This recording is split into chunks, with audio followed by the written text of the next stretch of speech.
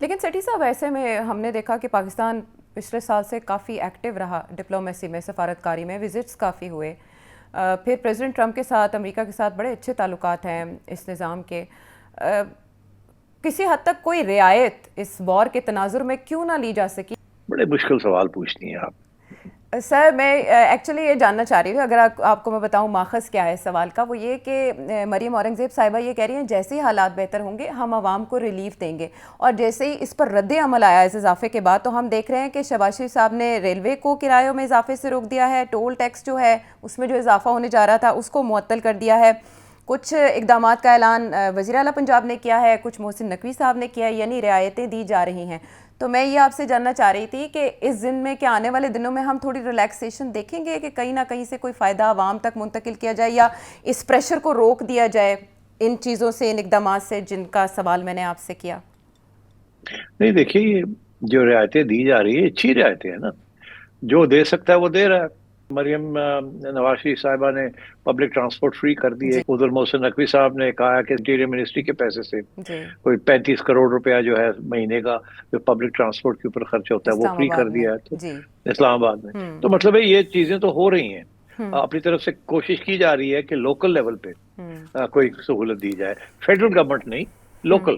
ہوں اسی لیے پنجاب نے تھوڑی بہت کچھ کیا ہے. ادھر محسن نقوی صاحب نے کیا ہے فار اسلام آباد.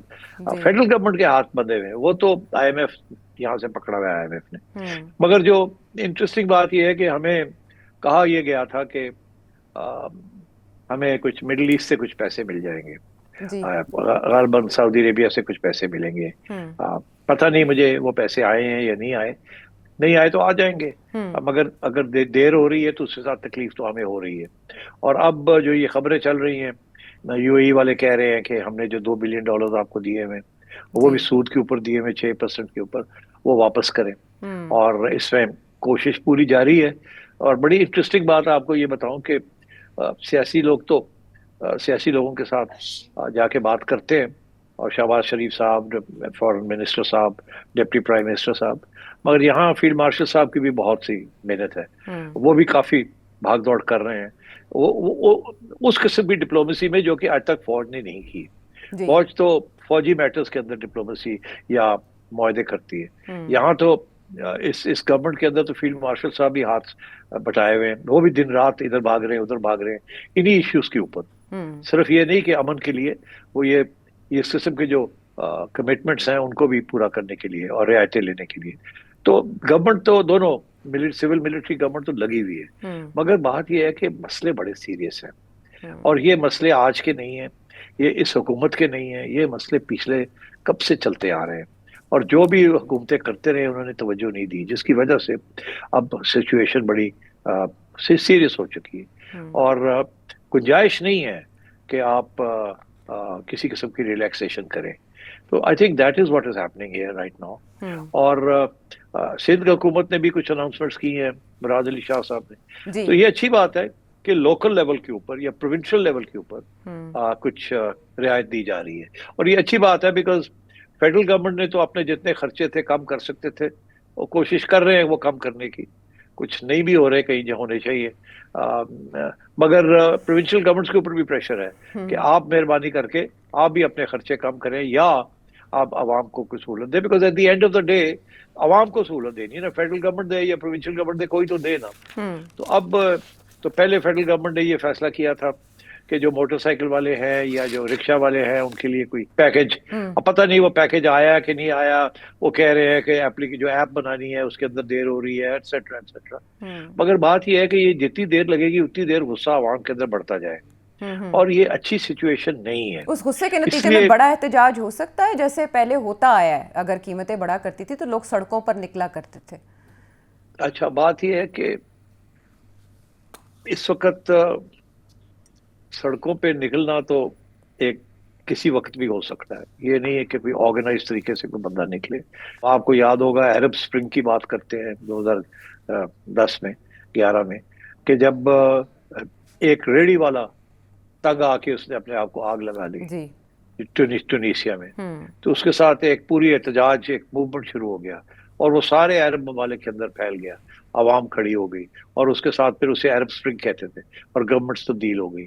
تو یہ تو ہوتا ہے کہ کسی نہ کسی سٹیج پہ کوئی چنگاری لگتی ہے اور مسئلہ بن جاتا ہے، اور جب تک نہ لگے تو ایسے ہی حالات چلتے ہیں. ہوں البتہ یہ ضرور ہے کہ اس وقت کیونکہ ایک popular party P T I جیسی وہ نہیں لوگوں کو باہر نکال سکی، اتنے کچھ ہو چکا ہے ان کے ساتھ یا ہونے جا رہا ہے، یا عوام کے ساتھ ویسے ہی اتنی تنگی ہے اور بیلٹ ٹائٹنگ ہے. ہوں تو اگر پی ٹی آئی نہیں لوگوں کو نکال سکتی باہر تو پھر لوگ خود تو بالکل ویسے ہی نہیں نکلیں گے نا. اس صورتحال میں میرا نہیں خیال کہ کوئی آپ کو سڑکوں کے اوپر زیادہ احتجاج نظر آئے گا.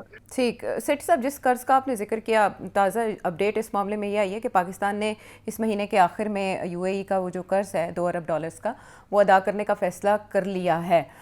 لیکن اس میں ابہام یہ ہے کہ کچھ تجزیے یوں کیے جا رہے ہیں کہ شاید تعلقات میں کوئی خرابی ہوئی جس کی وجہ سے یو اے ای نے یہ ڈیمانڈ کیا، جبکہ ایک دوسرا نقطہ نظر یہ ہے کہ ظاہر ہے گلف کی سچویشن اس وقت کیا ہے، اکانومی کی کیا ہے، اس کے پیش نظر یو اے ای نے اپنی رقم کی واپسی کا تقاضا کیا. آپ کسے ٹھیک سمجھتے ہیں، کس خبر کو؟ نہیں نہیں، یو اے ای کو پیسے کی ضرورت نہیں ہے، پیسے تو ہمیں ضرورت ہے.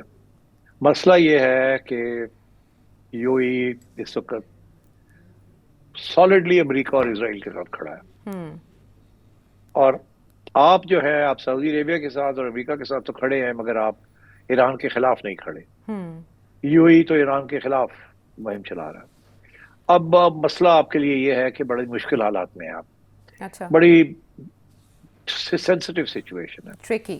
آپ نے یو اے ای کو بھی خوش رکھنا ہے، سعودی عربیہ کو بھی خوش رکھنا ہے، ایران کو ناراض نہیں کرنا، امریکہ کو ناراض نہیں کرنا، جی. چائنا کو ناراض نہیں کرنا، روس کو ناراض نہیں کرنا. بہت مشکل حالات میں ہیں آپ. تو لیٹ اس ایکسپٹ دیٹ کہ یہ کوئی آسان کام نہیں ہے. اچھا. اور اس وقت عائشہ ان حالات میں اپنی جگہ، ادھر سے انڈیا جو ہے وہ دھندن آ رہا ہے.